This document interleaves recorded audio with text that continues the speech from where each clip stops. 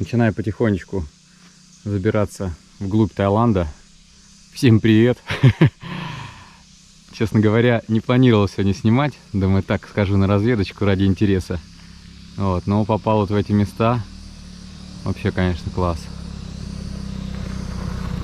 Тут ощущается такая, знаете, тишина, конечно. Пхукет постоянно в каком-то движении. Да, вот здесь вот один мотоцикл проедет 15-20 минут, и слава богу.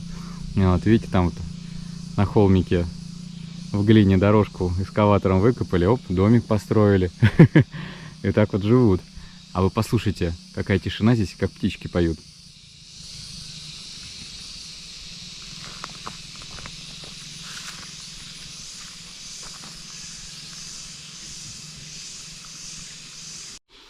Классно, конечно, что можно вот так вот выйти из дома.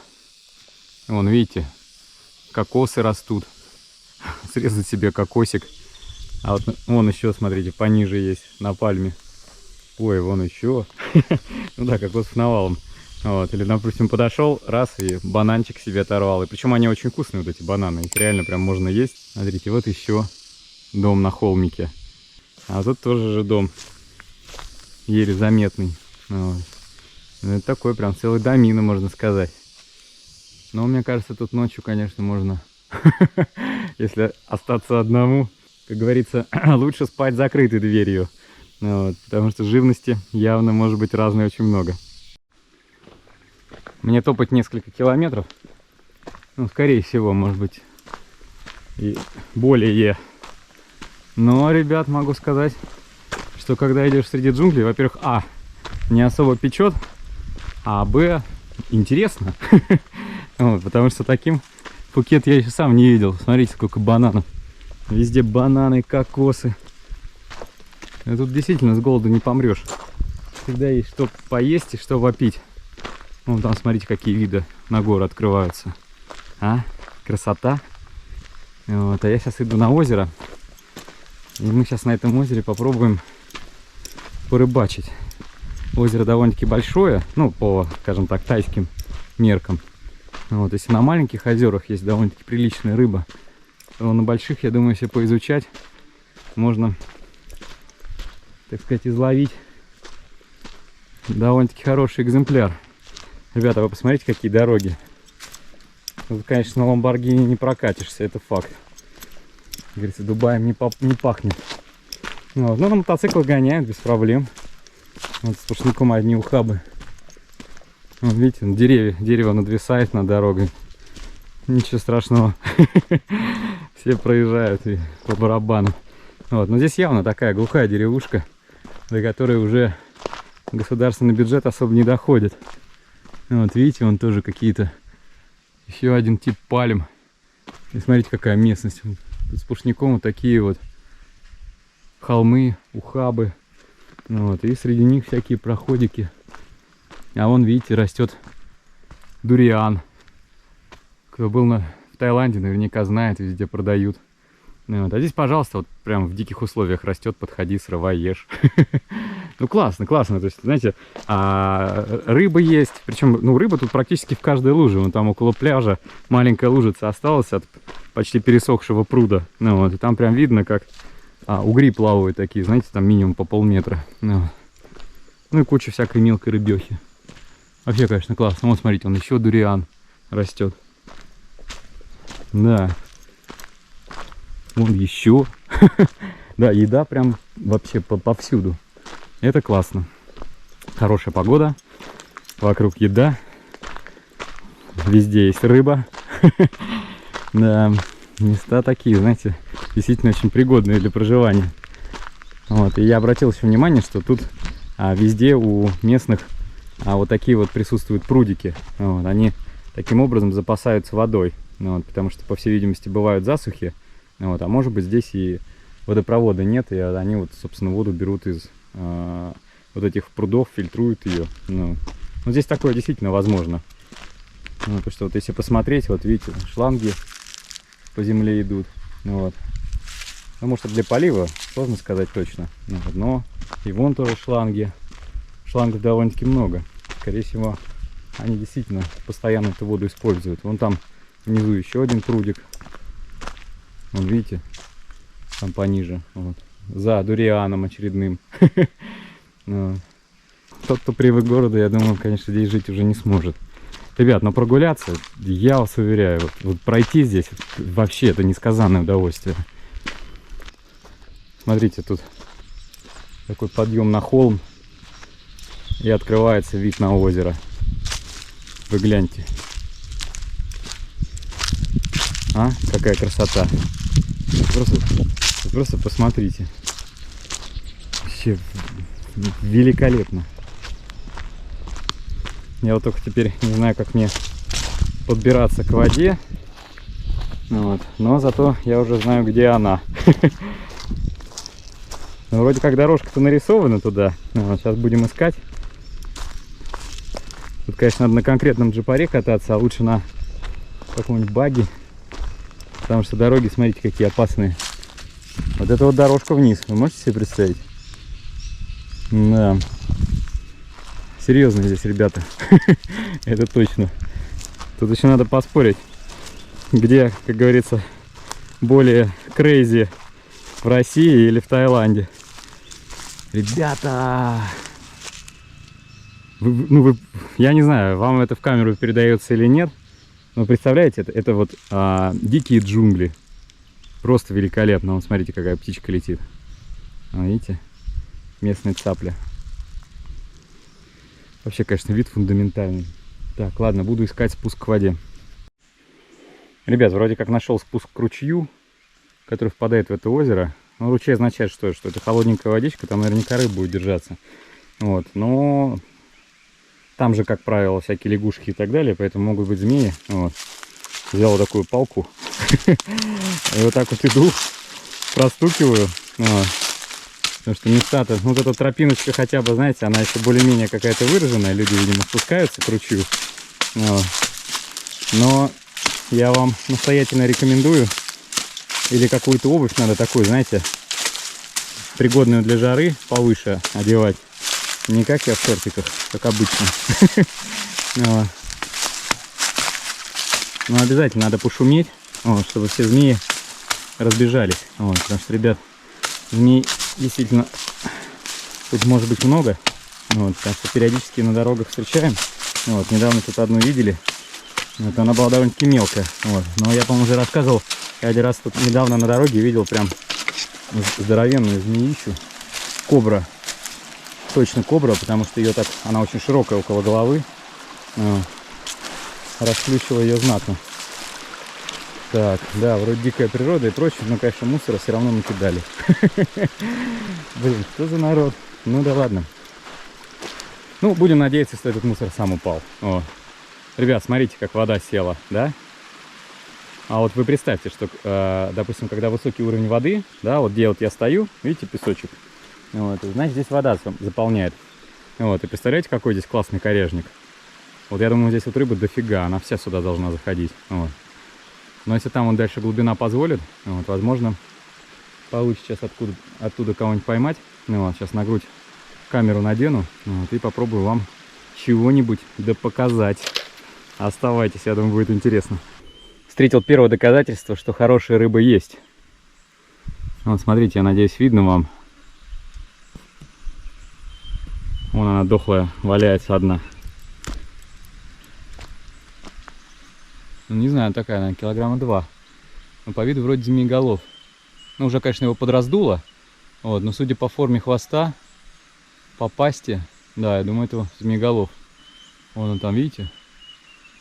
Вот так вот. Смотрите, какие рыбины здесь есть. Надо пробовать. Но в этом месте, конечно, слишком мелко. То здесь рыба держаться не будет. Может, конечно, вот там заходить, давить малька, но надо подальше проходить. Сейчас попробую. А так, смотрите, как тут все пересохло. Глиняное дно, все потрескалось. Честно, ходить, конечно, мега неудобно. Но, ребята, я, может быть, и не прав. Смотрите, только что рыбина прискользнулась. Ну, такая мелкая, грамм 200, наверное. Но жутко интересно. И плевать-то, что я тут могу увязнуть, скатиться с горы сюда в воду, в эту мылу, в общем, весь измазаться. Классно. Я вот хорошо с собой сегодня налегке взял один спиннинг, пару коробочек с приманками. Ну как пару? 3. Сейчас обязательно попробую. А птичек послушайте, какая красота.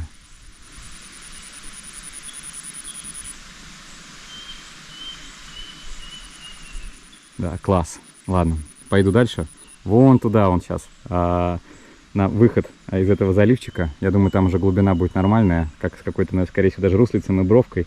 Я думаю, там рыба вполне себе держится. Пробрался сейчас вот немножечко по вот этой вертикальной стеночке. Все осыпается. Уверяю, это нелегкая задача. Как обычно, кажется, что по тому берегу было бы идти проще. Вот. Но зато, видите, дерево вон там он торчит. Оно с этого берега. С дерева же наверняка ветки, всякие сучки попадали. Вот, и там, скорее всего, на дне завал небольшого коряжничка. Вот надо обязательно туда дойти и там попробовать. Вот, и видите, берег более крутой.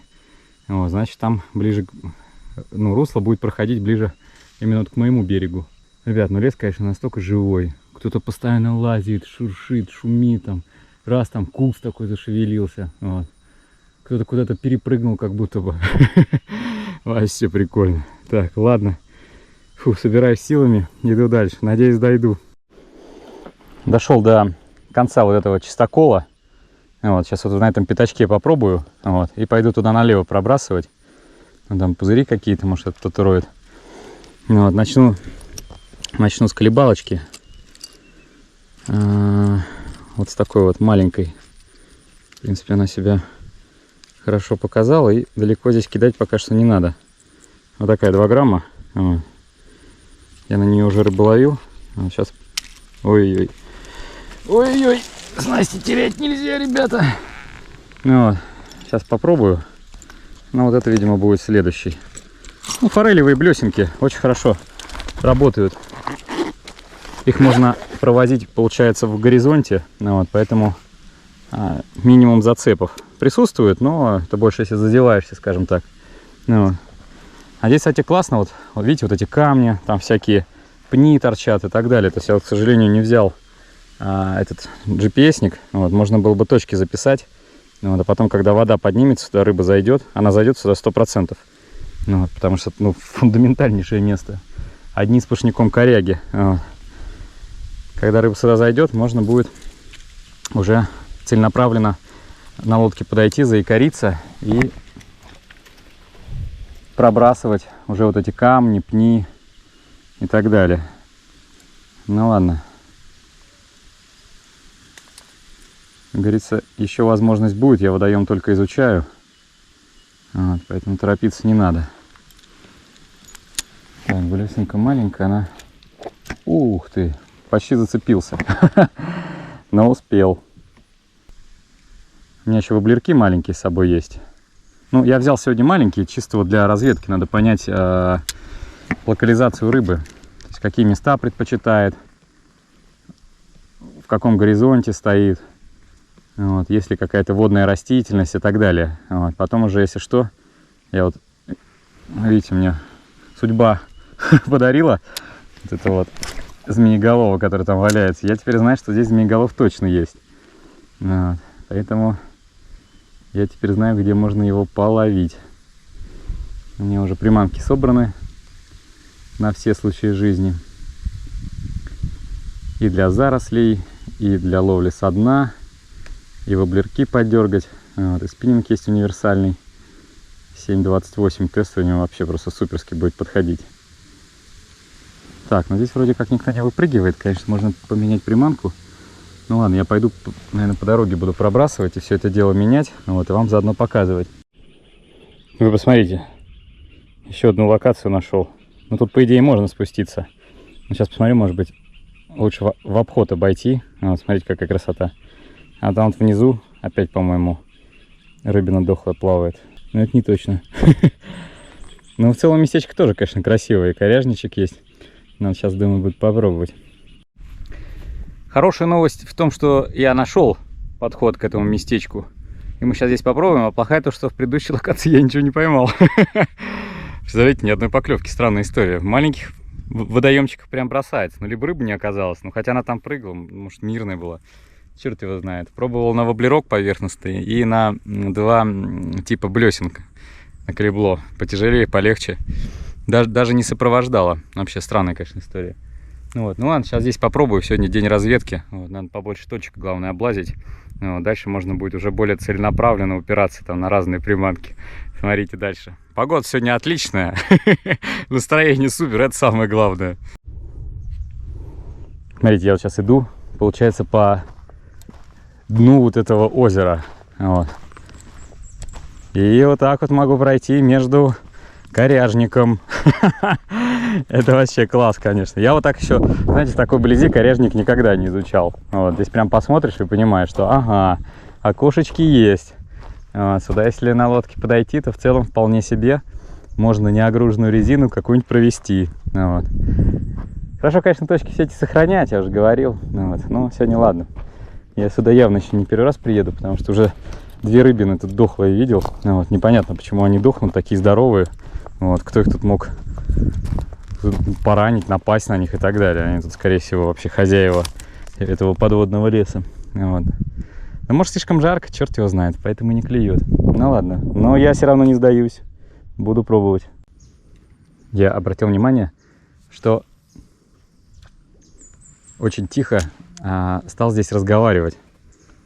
Вот, видимо, это связано с местной тишиной. Настолько тихо, ребят, настолько обалденно. Я вот просто стою, слышу вот этих птиц. Может быть, вы, кстати, даже в камеру слышали, как блесна падает в воду. Ну, давайте сейчас еще раз я попробую забросить. Послушайте. Вообще просто великолепно. Фух, вот это отдых, конечно, вот это класс. А главное, это все так недалеко от дома. Ой, я сейчас только что маленького змееголова видел. Но он прям совсем был маленький. Надо все равно попробовать. То есть на поверхность он выходит. Но змееголов, в принципе, как бы приповерхностный охотник, скажем так. Поэтому то, что я веду приманку в верхнем горизонте, должно его привлекать. Возможно, его не привлекает сама приманка. Ну да, надо, наверное, что-то еще поменять. Теоретически должна была бы, конечно, резина сработать, не огруженная. Но у меня есть резинки, но такие очень маленькие. Но надо попробовать, все равно подбросить, в принципе, недалеко я смогу. Как говорится, сдаваться не в наших правилах. С нулем возвращаться неохота, но то, что я для себя открыл новый водоемчик, это, конечно, обалденно. Надо будет обязательно еще с эхолотом пройтись, вот, посмотреть, какие глубины. То есть теоретически глубины могут быть нормальные. Вот, потому что представьте, вот эти вот берега, да, вот сейчас вот они, вода, получается, ушла. Вот, но после сезона дождей вода обратно поднимется. Вот, и глубина, получается, будет 1, 2, 3, 4, 5, 6 метров. Ну, где-то, наверное, 7, 8 там и так далее. Вот. Все это место, конечно, оно такое очень перспективное. Но поймать рыбу, на самом деле, наверное, проще всего было бы как раз сейчас. Вот, потому что вода низкая. Вот, как раз-таки рыба и должна хорошо видеть приманку. У нее меньше укрытий и так далее. То есть самое время. Но, увы, что-то не клюет. Так, ладно. Сейчас попробую заглубляющийся воблер. Вот, а потом поставлю резину. Я решил не сдаваться на воблеры. Вот, и вот такого чабика поставил. Потому что, получается, блесна и воблеры, они заглубляются, да? А змееголов, он часто охотится на всякие поверхностные объекты. То есть лягушечки, мышки всякие. Тут ящериц куча бегает. Вообще просто масса, уже думаю, что змея, а нет, ящерица. Раз, и на душе, как говорится, стало спокойней. Ну вот, надо бог с ним. Вот такой вот чабик. Ну вот, сейчас попробуем. Вот, от него такие, как тоже разводики идут. Вот, может быть, змееголов подумает, что это мышка, и долбанет. Я подумал, что змееголов может караулить кого-то прямо под обрывистым бережком. Вот видите, здесь получается коряжник, да? Такое вот пространство открытой воды. Вот, а дальше бережок.